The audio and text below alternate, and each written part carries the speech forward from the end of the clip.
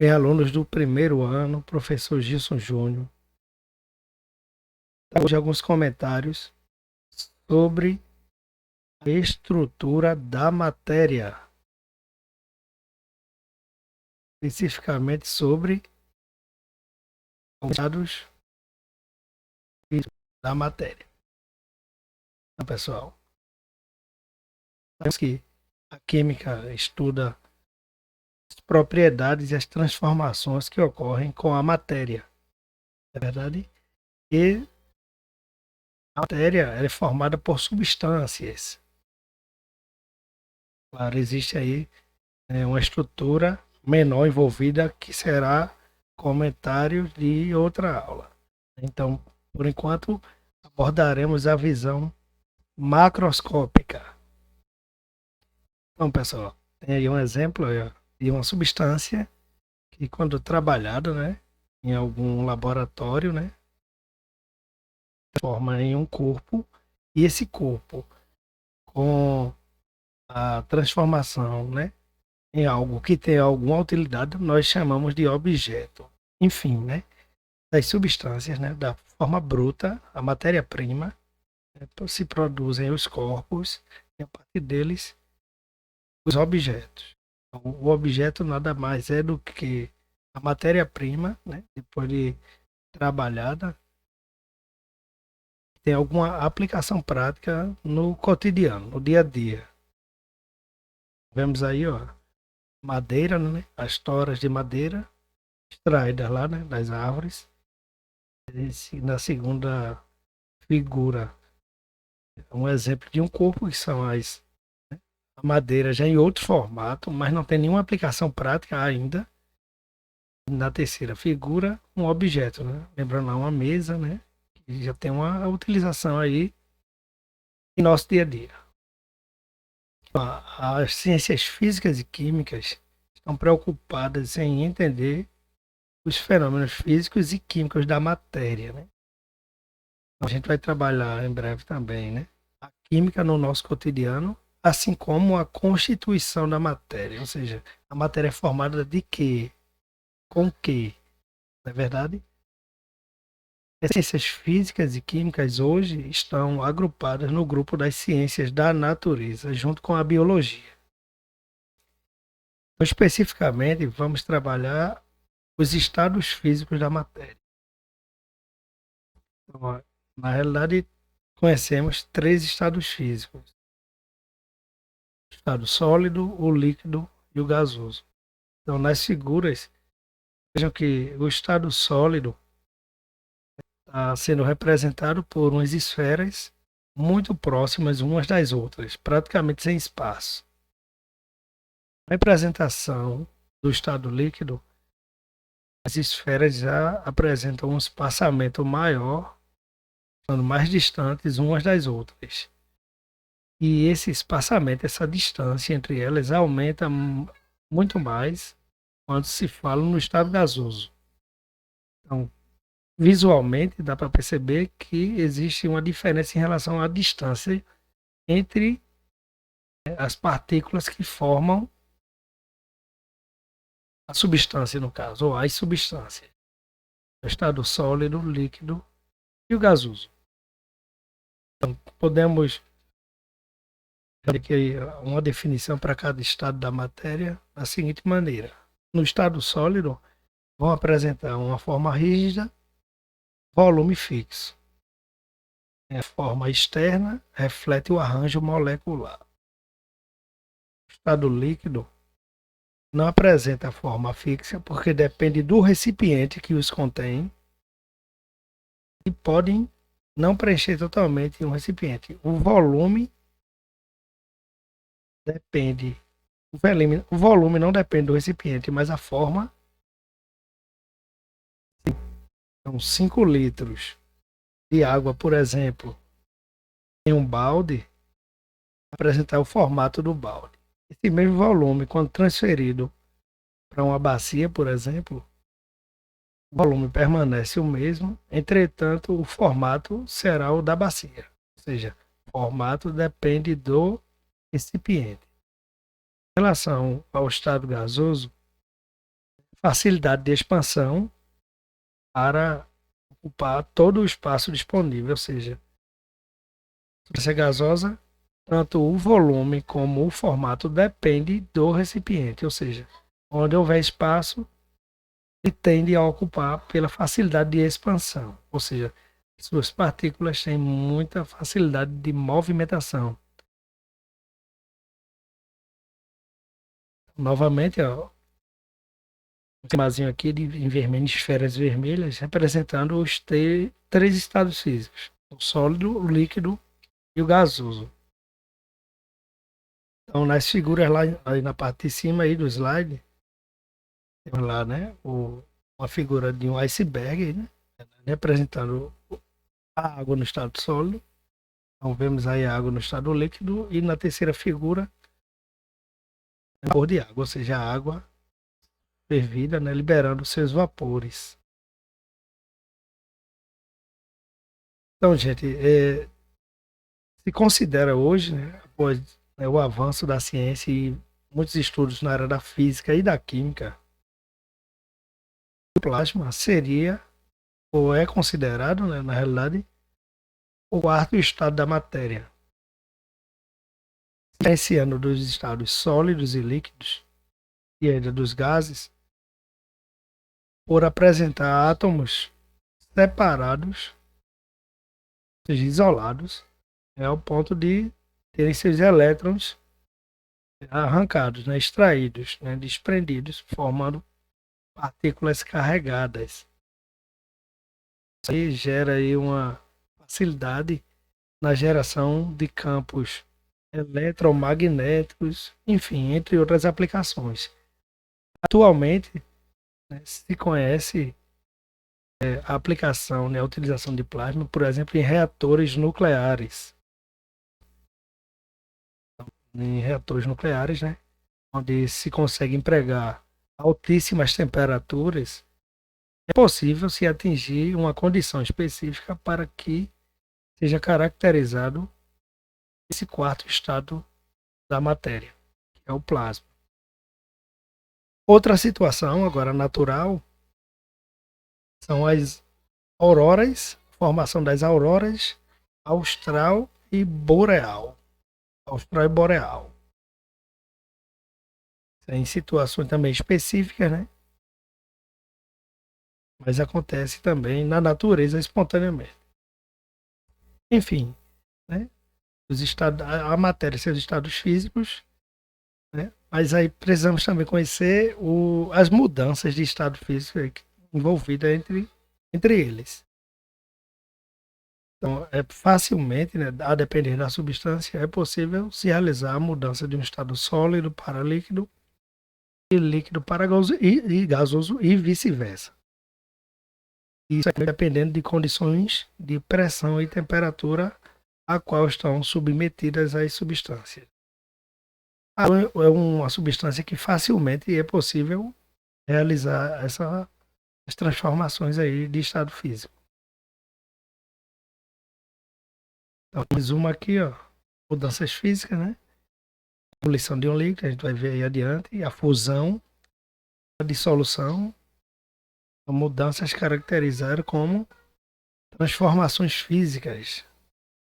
Esse terceiro tópico vai falar da dissolução de um sólido em um líquido, formando uma mistura homogênea, ou seja, uma solução.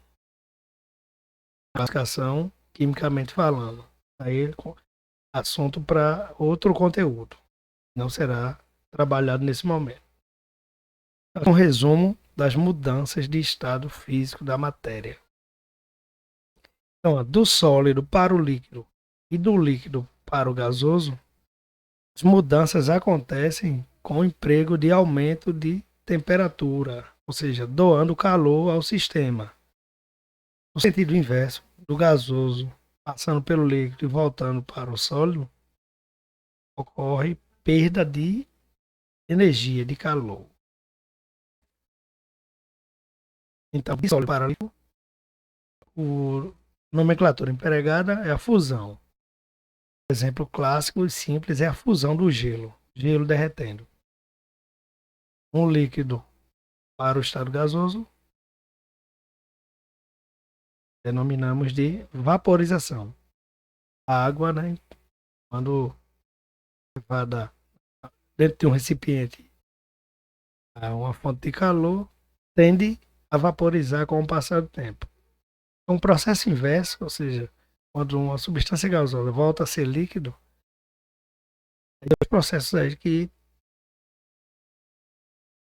a princípio, apresenta-se a mesma coisa, mas tem umas diferenças. Enfim, nós podemos classificar como liquefação ou ainda a condensação. Liquefação vem de liquefazer, ou seja, transformar em líquido. Então, quando naturalmente uma substância ela é um gás e por algum processo físico, né, passa para o estado líquido, digamos, né, dizemos que está acontecendo a liquefação. Quando não, é uma condensação. Por exemplo, a água, que naturalmente ela é líquida, né, se passar por um estado gasoso ou de vapor, retornando ao líquido ali, digamos, dizemos que está condensando, ou seja, a condensação da água. O líquido, quando passa para o estado sólido, solidificação, ou seja, fazer gelo, né? Refrigerador convencional. E tem uma mudança lá importante lá, que quando uma substância diretamente do sólido passa para o estado gasoso, ocorre a sublimação. O contrário também recebe essa mesma denominação, sublimação. Exemplo, gelo seco. Comercialmente, é gelo seco, né? Quimicamente é o gás carbônico, CO2, então, ilegais, mas em condições específicas de laboratório é possível realizar a sublimação dele, ou seja, de gás diretamente para sólido. Uma substância também que é muito utilizada aí né, em, principalmente em situações de análise de perícia, né, enfim, é o iodo, que ele é sólido e tem essa característica de sublimar facilmente. Enfim, isso é um resumo das principais mudanças.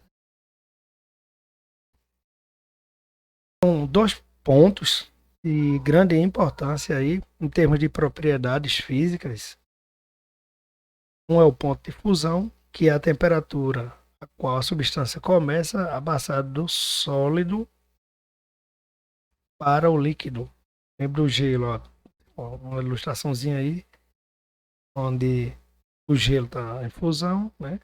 Se nesse momento utilizarmos um termômetro para aferir a temperatura, nesse momento que o gelo começa a derreter, 0 graus, que é o ponto de fusão da água. Veja que temos aí uma tabela que relaciona algumas substâncias com os seus respectivos pontos de fusão. A água é 0 graus, o álcool menos 114, é muito volátil, facilmente a gente funde o álcool. Veja que o alumínio, que é um metal, já tem um ponto de fusão de 659 graus.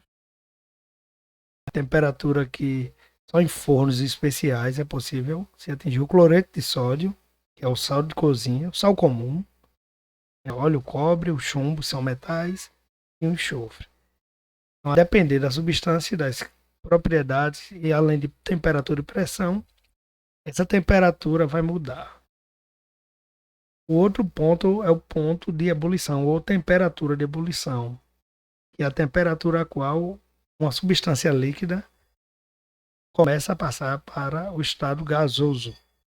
A água em condições normais, né, digamos assim, pressão de 1 atm, né, a nível do mar, 100 graus.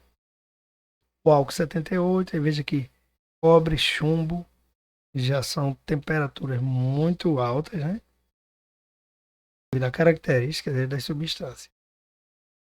Então, a mesma ilustração que tem lá na vaporização, parecida, claro, semelhante, temos aqui para a ebulição, no caso da água.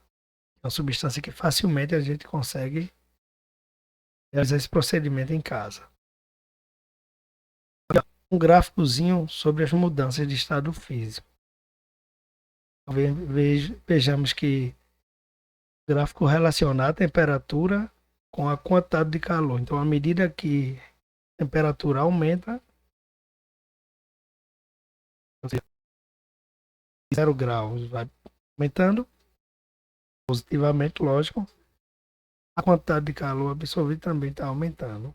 Esse gráfico é muito utilizado aí para se comparar aí as mudanças de estado físico entre algumas substâncias. Na água, a curva de aquecimento de água, veja que no estado sólido, está lá de menos 20 graus até 0 graus, o gelo, no caso, né, que é a água no estado sólido, não mudou de estado físico ainda. Quando atinge 0 graus, que é o ponto de fusão, sólido mais líquido. A uma certa temperatura, quando todo o sólido já está líquido, a temperatura começa a aumentar. Veja que vai de 0 a 100 graus. Esse gráfico relaciona a temperatura com o tempo. À medida que o tempo passa, a temperatura está aumentando, claro, considerando que está em constante aquecimento. Comparando aqui com a curva, é um gráfico sobre a curva de resfriamento da água. Então, enfim, o que é importante ainda destacar é que na vaporização ela pode acontecer de 3 tipos. Então, dependendo da maneira que acontece, ela vai ser considerada uma evaporação, ebulição ou ainda uma calefação. Então, vejam que na figura relacionada à evaporação, temos lá uma roupa estendida num varal. A gente sabe que essa roupa ela não seca rapidamente, demora um certo tempo, né? Para toda a água que o tecido absorveu na lavagem seja evaporada. É uma vaporização lenta. Na ebulição, veja que a figura aí é um líquido fervendo, parecido com a água. Então, a ebulição lembra a fervura. Então, é uma vaporização mais rápida, digamos assim, intermediária. Na calefação, quando um líquido encontra uma superfície com a temperatura mais elevada do que o seu ponto de ebulição. Então, aquela sensação de que a vaporização foi muito rápida. Um resumo, né, do que eu falei aí há pouco. Né? Tem destacar na figura aqui que no ciclo da água, aqui essa figura da esquerda aqui, que tem nesse ciclo da água ocorre a evaporação, também ocorre a condensação, enfim, as mudanças de estado físico aí da matéria, no caso aí da água, acontece naturalmente isso no dia a dia e a todo momento. A evaporação, mais uma vez, a ebulição eu já comentei, né? Verdade. Por fim, a calefação, né? Então, destacando a figura aí, que quando, no caso, a água aí, ao encontrar uma superfície com a temperatura muito alta, né? Dá aquela sensação de que está saindo fumaça, mas não é. É a água vaporizando rapidamente.